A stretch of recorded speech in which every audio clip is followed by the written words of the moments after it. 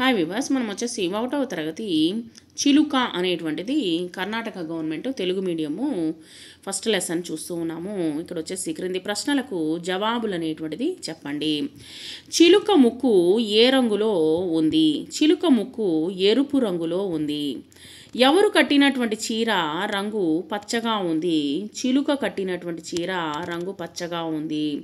చిలుక కొట్టినటువంటి జాంపండు ఎలా ఉంది? చిలుక కొట్టినటువంటి జాంపండు కమ్మగా ఉంది.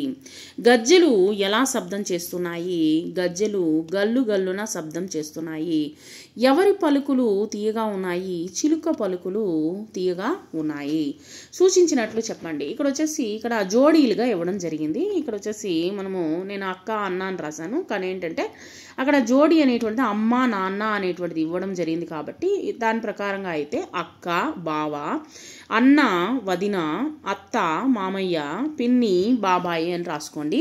తర్వాత వచ్చేసి క్రింది ఖాళీలు నింపడానికి సరైనటువంటి పదాలు చెప్పండి. అందమైనటువంటి చిలుక ముక్కు ఎర్ర ఎర్రన, చిలుక కట్టిన చీర పచ్చ పచ్చన, చిలుక కొట్టిన జాంపండు కమ్మ కమ్మన, చిలుక పలికిన పలుకులు ఏమో తీయ తీయన.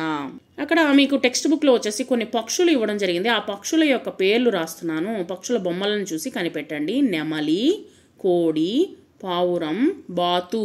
తర్వాత జతపరిచి చెప్పండి. ఇక్కడ వచ్చేసి చిలుక ముక్కు ఎర్ర ఎర్రన, చీర పచ్చ పచ్చన, పలుకులు తీయ తీయన, జాంపండు కమ్మ కమ్మన, గజ్జెలు గల్లు గల్లున అనేటువంటిది జతపరచండి. తర్వాత వచ్చేసి జంట పదాలు అనేటువంటిది పలకండి. అందచందాలు, ఆటపాటలు, ఇరుగు పొరుగు, ఈడు జోడు. తర్వాత వచ్చేసి ఇక్కడ మనకు వృత్తాలను వాటి కింద తెచ్చినటువంటి రంగులను వేయండి. ఇక్కడ వచ్చేసి పసుపు, ఎరుపు, ఆకుపచ్చ, తర్వాత వచ్చేసి నీలం రంగులని మీరు గీయండి. ఆ యొక్క రంగులు అనేటువంటి అక్కడ రౌండ్లు గుండ్రంగా మీకు ఆకారాలు అనేటువంటిది ఇవ్వడం జరిగింది. వాటి మధ్యలో మీరు రంగు అనేటువంటిది వేయండి. ఈ రంగులు వేయండి. తర్వాత వచ్చేసి కింద చిలుక బొమ్మ ఇవ్వడం జరిగింది. దాన్ని చిలుక అని చెప్పేసి రాయొచ్చు, లేదా దాన్ని పలకండి చిలుక. Thank you very much.